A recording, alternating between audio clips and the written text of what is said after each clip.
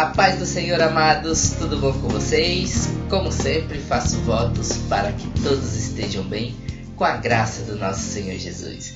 Estamos aqui para fazer mais uma abordagem referente à nossa aula da Escola Bíblica Dominical. A aula ministrada nesse último domingo tinha o seguinte tema: a tentação de fugir do julgamento de Deus. E aqui, mais precisamente, estava fazendo uma abordagem sobre o contexto de Judá, quando estava ali prestes a ser tomado pelo Império Babilônico. Nós tivemos aqui um texto áureo que diz assim, isso está escrito lá em Jeremias, capítulo 17, verso 5. Assim diz o Senhor: maldito o homem que confia no homem, e faz da carne o seu braço, e aparta o seu coração do Senhor. O que estava acontecendo aqui? Judá estava ali prestes a receber o julgamento de Deus. Judá, infelizmente, entrou num processo de decadência, onde aquele povo começou a se distanciar do Senhor.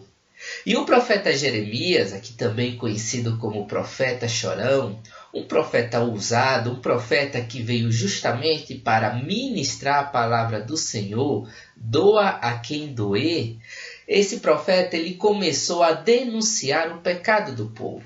Em outras palavras, Jeremias falou assim para aquela nação, para aquele povo: olha, ou vocês se arrependem, ou aquilo que Deus prometeu em séculos atrás será cumprido. Agora, o que Deus prometeu lá em séculos passados? Prometeu bênção para aqueles que obedecessem a Deus, para aqueles que caminhassem com Deus, mas haveria ali julgamento se caso aquele povo se desviasse do Senhor.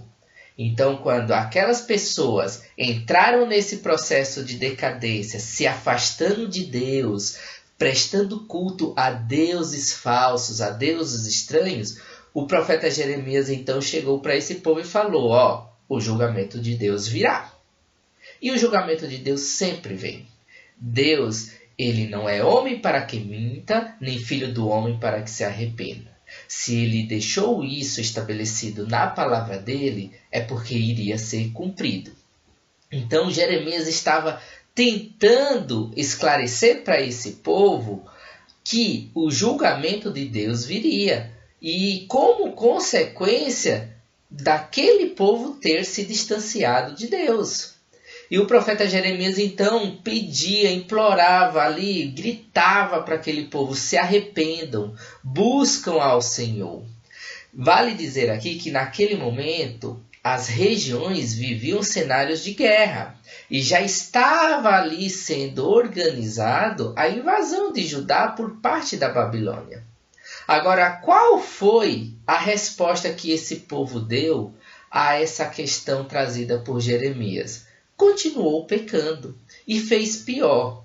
Em vez de buscar ajuda a Deus, em vez de depositar a sua confiança no Senhor, para que o Senhor proteja aquela nação de uma invasão babilônica, o que aquele povo fez? Foram buscar ajuda a outras nações. Foram buscar ajuda a nações como o Egito. Ou seja, se afastaram mais ainda de Deus.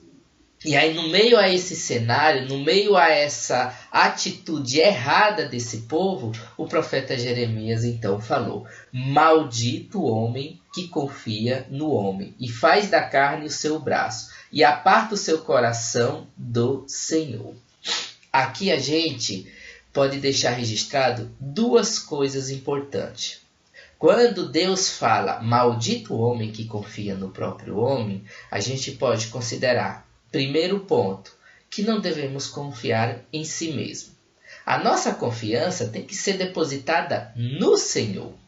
Isso não exclui o fato de termos condições de fazer algo, de fazer algumas coisas. Deus capacita cada um de nós. Deus dá sabedoria, inteligência, Deus dá força para cada um de nós, Deus dá coragem, Deus usa as nossas vidas como instrumento para conquistar, para superar desafios, mas isso nunca pode substituir aquilo que Deus pode fazer em nosso favor.